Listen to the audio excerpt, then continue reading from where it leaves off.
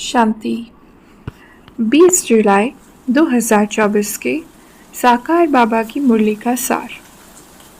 बाबा कहे, मीठे बच्चे, माया रावण के संग में आकर तुम भटक गए, पवित्र पौधे अपवित्र बन गए, अब फिर पवित्र बनो।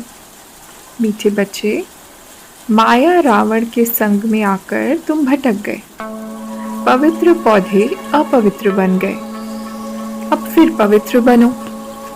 प्रश्न है, हर एक बच्चे को अपने ऊपर कौन सा वंडर लगता है? बाप को बच्चों पर कौन सा वंडर लगता है?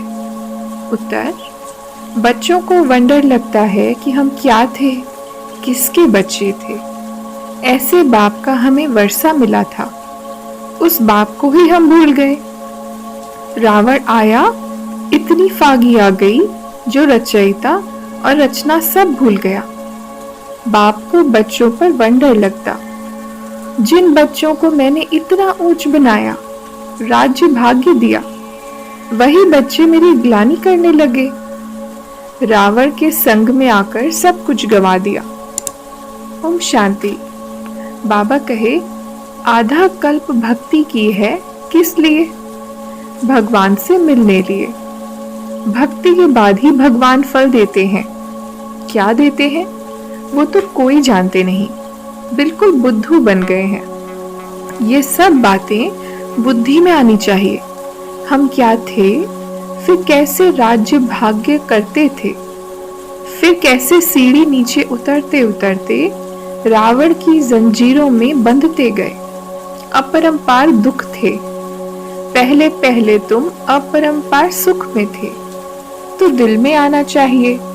अपने राज्य में कितना सुख था, फिर पराये राज्य में कितना दुख उठाया। अब तुम बैठे हो, अंदर में ये ख्याल आना चाहिए, हम कौन थे, किसके बच्चे थे। बाप ने हमको सारे विश्व का राज्य दिया, फिर कैसे हम रावण राज्य में जकड़ गए। कितने दुख देखे, कितने गंदे कर्म किए। बाप समझाते हैं, पहले तो तुम्हारे क्रिमिनल कैरेक्टर्स थे जो मुश्किल सुधरते हैं। आंखों की क्रिमिनलिटी निकलती नहीं है। एक तो काम की क्रिमिनलिटी, वह मुश्किल छूटती है, फिर साथ में 5 विकार हैं। क्रोध की क्रिमिनलिटी भी कितनी है, बैठे बैठे भूत आ जाता है, ये भी क्रिमिनलिटी हुई। सिविलाइज तो हुए नहीं, नतीजा क्या होगा? 100 गुना पाप चढ़ जाएगा। घड़ी घड़ी क्रोध करते रहेंगे। बाप समझाते हैं, तुम अभी रावण राज्य में तो नहीं हो ना, तुम तो ईश्वर के पास बैठे हुए हो, तो इन विकारों से छूटने की प्रतिज्ञा करनी है। बाप कहते हैं, अब मुझे याद करो, क्रोध मत करो, अपने को आत्मा समझो। अपने को शरीर क्यों समझते हो? शरीर समझने से फिर ज्ञान उठा नहीं सकते। भल गृहस्थ में रहो, इतने सब यहाँ कहाँ रहेंगे? ब्राह्मण बनकर सब यहाँ ब्रह्मा के पास भी नहीं रह सकते हैं। रहना भी अपने घर में है और बुद्धि से समझना है। हम शूद्र नहीं, हम ब्राह्मण हैं। ब्राह्मणों की चोटी कितनी छोटी है, तो गृहस्थ में रहते, शरीर निर्वाह लिए, धंधा आदि करते, सिर्फ बाप को याद करो, हम क्या थे। अब हम पराये राज्य में बैठे हैं, कितना हम दुखी थे। अब बाबा हमको फिर ले जाते हैं, तो गृहस्थ व्यवहार में रहते वह अवस्था जमानी है। पुरुषार्थ ऐसा हो जो विजय माला में जा सके।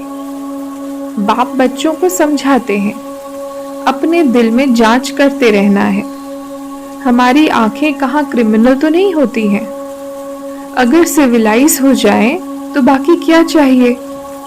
भल विकार में नहीं जाएंगे, परंतु कुछ न कुछ आंखें धोखा देती रहती हैं।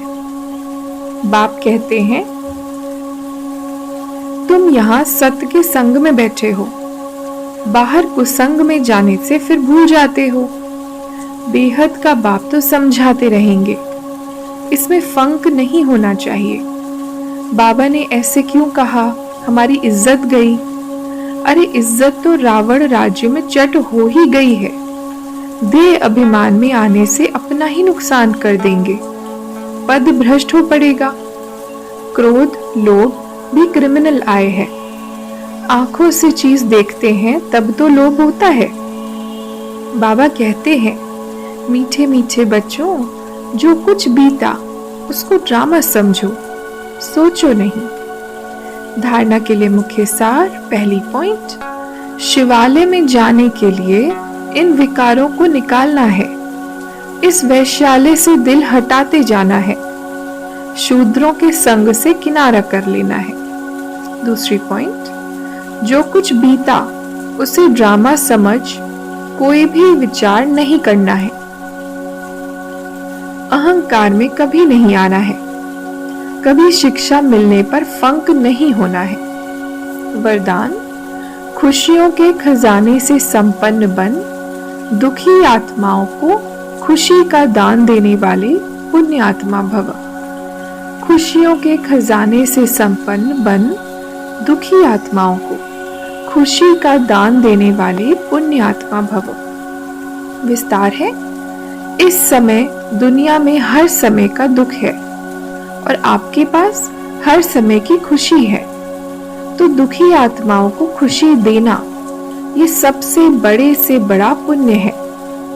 दुनिया वाले खुशी के लिए कितना समय संपत्ति खर्चा करते हैं और आपको सहज अविनाशी खुशी का खजाना मिल गया।